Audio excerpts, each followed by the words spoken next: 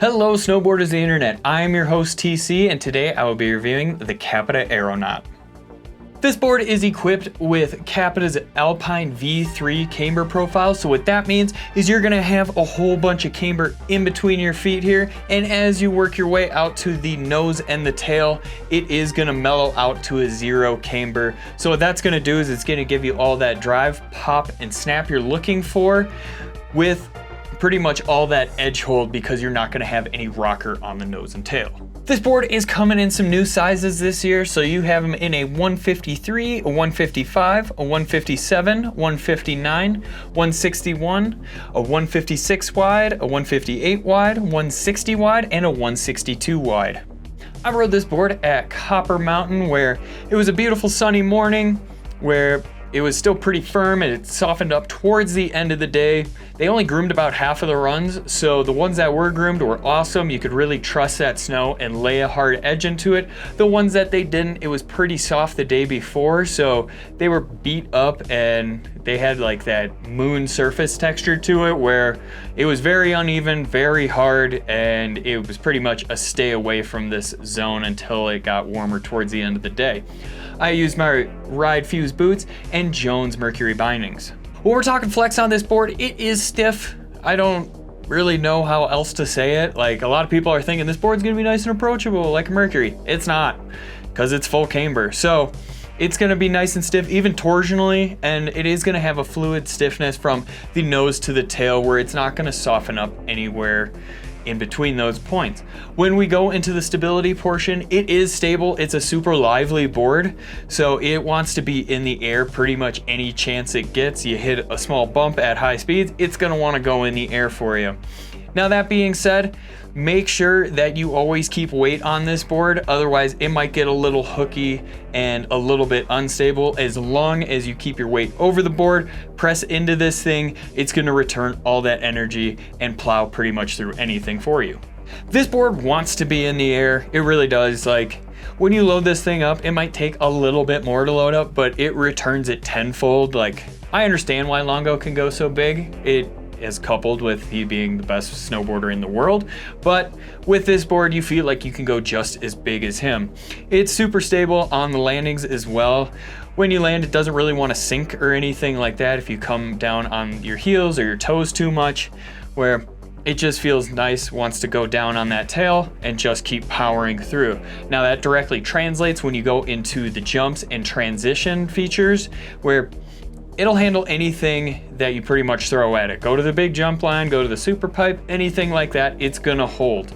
I had the best time when I popped on this thing. You can just let the lip do the work because it is that stable, but get a few extra feet in the air just by popping, and it feels super good on the landing as well. Like I mentioned before, it doesn't want to sink, it just wants to land and carry that speed into the next jump. Since you're here and enjoying the videos, make sure you like, subscribe, click that bell, and turn on the notifications so you're not missing any of the scheduled programming we have coming out. When you're buttering or jibbing on this board, expect a lot of fight to it. This board wasn't made for that at all, I would say, just because of how much camber is in this thing, where when you're going back to butter on it, you feel this tail just load up and actually want to spring you out. So you're pretty much trying to balance on that tail the whole time and not get booted out or anything like that. When you're balancing on the nose, you do have a little bit more surface area to work with, but the same result is pretty much going to happen there. Now, when you translate that straight into jibbing, it's gonna be the exact same. It's gonna fight you on those tail presses, fight you on those nose presses. When you do slide it sideways, just expect it to be a little bit more burly. If you come in from the top ropes or anything like that, this camber zone is just gonna load up and try to spring you off the rail. So just be prepared for that. It is not made for jibbing or anything like that. If you see somebody out there like jibbing this board like crazy, just know they are an excellent rider because this thing does not wanna do that at all. The first thing you have to know about this board when you're carving is you gotta stay on top of it, stay low, and push all of that power into this board. If you don't, you decide to take a lap off and just stand straight up on it, you go to take that heel side edge, this heel edge is gonna kind of get a little bit skippy on you and not really set in really well. I learned that after about half a run. Stay low on this thing, be super powerful, and it'll take any carve for you. Even when I was in those medium and larger carves, it was still powering through all that nasty ungroomed runs in the beginning of the day, and I really had no problem with it. When you get to those short quick carves, since there is taper in this board, it gets over really fast for you. Just stay low on it, don't take those runs off or anything. It will Euro carve for you just fine. Just make sure that you're over on top of the board and you're really pressing into it to keep that power and pretty much decamber that board to store that energy. Rider in mind.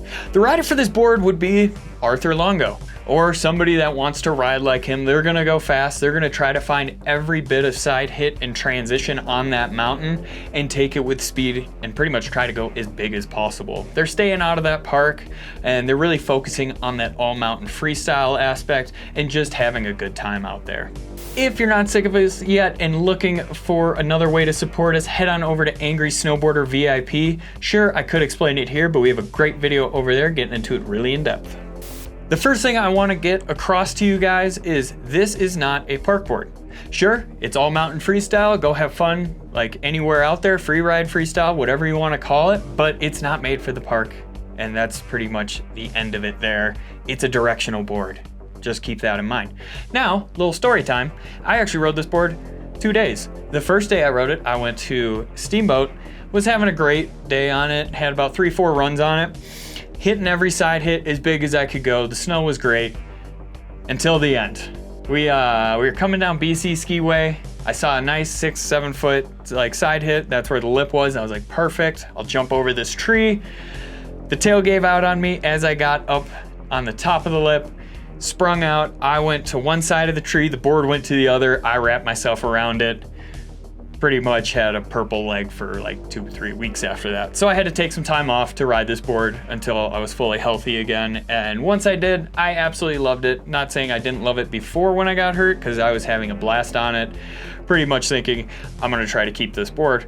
But that's pretty much how it went. After I rode it again, I still love this board. Even though I did get pretty hurt on it, I don't care. This thing was a blast. Like, side hits are the shit on this thing. Go ride bigger transition if you want. Just keep it away from the rails.